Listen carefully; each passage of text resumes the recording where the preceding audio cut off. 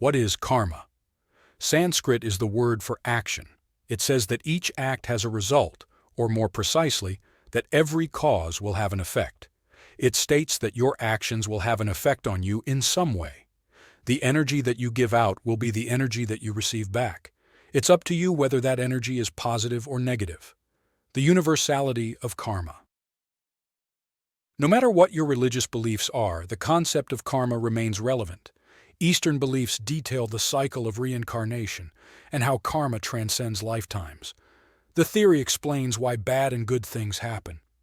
The Christian belief in heaven or hell is another interpretation of karma. Net good deeds will take you to heaven, while net bad ones will send you to hell. Even atheists can be affected by karma because the absence of evidence does not prove absence.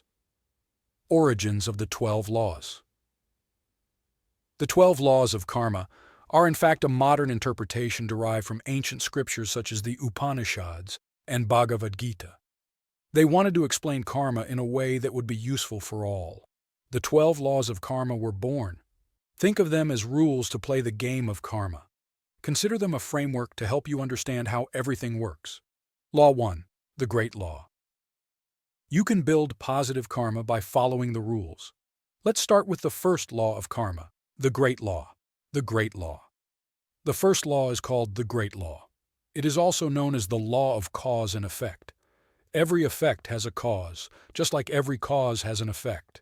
The balance of actions is the key to this law. You get what you put out. Every action has an opposite reaction. You reap what you sowed. The harvest is always a direct result of the seeds planted. Balance of karmic debt. Karma is a mathematical equation which must be constantly balanced. Your good deeds counterbalance your bad.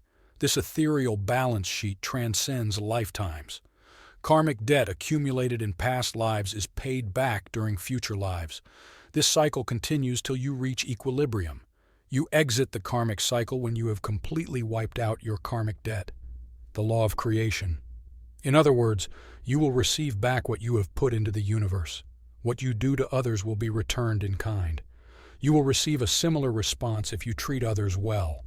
Karma will bring you similar experiences if you are unkind to others. If you have been complicit in an evil deed, the psychic effects of bad karma can be felt instantly. The law of creation. The second law is called the law of creation, and it states that you are responsible for your own reality. You are responsible for shaping the outcome you desire. You are co-creating with the universe. Before anything became real, it was only a thought. Your results will depend on what psychic seeds you have planted. Take active control. You must not be passive. You have to actively work toward the manifestation of your goals. Do not just do the bare minimum. Act with purpose. What you focus on most of the day becomes your reality. Your outer world reflects your inner world. Law 3. The law of humility. The law of humility. The third law is called the law of humility. This law requires you to be humble and accept that the current state of affairs is a direct result of past actions and thoughts. You cannot blame anyone else for what you've created. To make the necessary change, you must be able to reflect. Accepting responsibility. Recognize that the root of all suffering is wanting. The ego is addicted to self-gratification. The law of humility calls for letting go of selfish desires and instead finding ways to make a positive contribution to the world. The rewards are well worth the effort. Contributing to others. You can achieve karmic balance by always seeking win-win situations. This principle will increase your awareness and help you to align your actions with the greater good. Law 4. Growth Law. The law of growth. The fourth law of karma is the law of growth. This law tells you to accept and control what you cannot change while focusing on what you are able to. You are everywhere. You can't escape yourself. You can only grow and develop yourself. Inner growth. You can only change your own behavior. Accept the things that you cannot change and focus on what you can. Accept it. The journey of life is more important than the destination. You are just passing through. Self-image, development and growth. Growth is the goal of life. You can't perform better than your own self-image. To experience growth outside, you must first grow on the inside. You must be something inside before you can do anything without. You can't alter the world, but you can influence how it perceives you. Law 5. The Responsibility Law. The Law of Responsibilities. The fifth law is the Law of Responsibility, which requires you to take responsibility for your actions. You are responsible for all your thoughts, emotions, and actions. You are merely reacting on your environment. Never make excuses. Take ownership. You are responsible for what happens to yourself. You cannot control everything, but you can choose how you react to every situation. It is not the fault of the wall if you are hit by a ball thrown at it. You thought before you acted, so the result was a direct result of your effort. Respond to circumstances. Don't spend time dwelling on negative experiences. Focus on the lessons learned and take actions that will lead to better reactions. Law 6. The Law of Connection. The Law of Connection. The sixth law is called the Law of Connection and states that all things are energetically interconnected. All manifestations of energy, your hand, thoughts, breath, feelings, are interconnected. Everything you hear, see, smell, touch, and taste is energy. Everything is made up of energy, interconnectedness. We are all one. We are one. You can feel the energy of another person, whether it is good or bad. You must also realize that your actions affect the energy of others. Karma wants you to understand the interconnectedness of all your actions. The ripple effect. The previous step is the next step.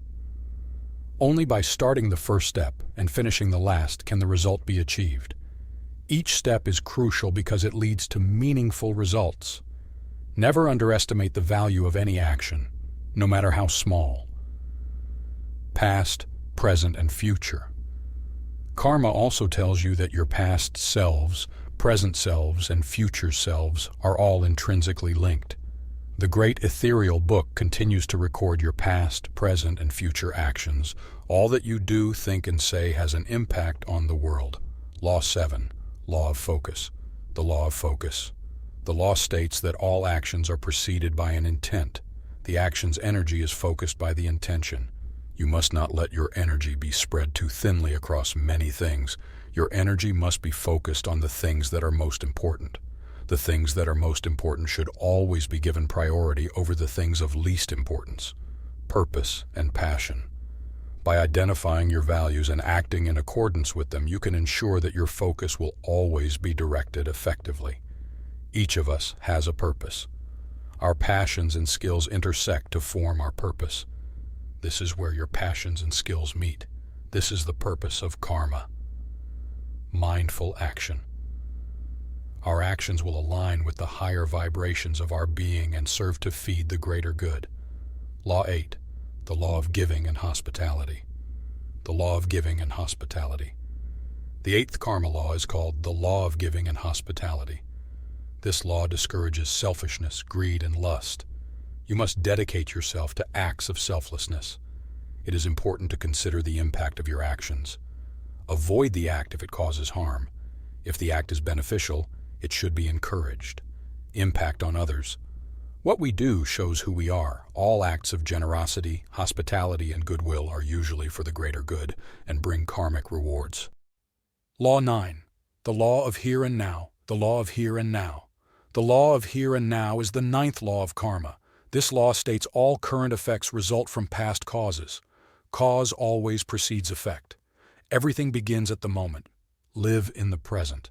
One cannot be present in the now if one is looking backwards at what was, or forward at what could be.